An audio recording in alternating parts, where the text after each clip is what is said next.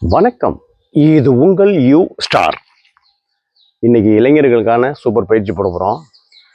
நம்ம ஸ்குவாடு போடுவோம். அதில் என்ன ஆகும்னா துடைப்பகுதி நல்லா ஸ்ட்ராங் ஆகும். ஆனால் இந்த கணுக்கால்லேருந்து ஆரம்பித்து இந்த இடம் தான் மிக ஸ்ட்ராங்காக இருக்கணும். ஏன் அப்படின்னா ஒரு long jump, high jump, jogging போகிறது, 100 மீட்டர் ஓட்டம், இது மாதிரி இருக்கும்போதெல்லாம் கால் வந்து பாதத்தை இப்படி வைக்கும்போதே ஸ்ட்ராங்காக இருக்கணும். இந்த இடம் பிடிச்சி இழுத்துடக்கூடாது, தசைப்பிடி போடக்கூடாது. எளிமையான ஸ்குவாடு இன்னைக்கு அறிமுகப்படுத்துகிறோம். குதிகாலை கொஞ்சம் கொஞ்சம் கூடுதலாக இந்த மாதிரி ஹைட் பண்ணிக்கோங்க.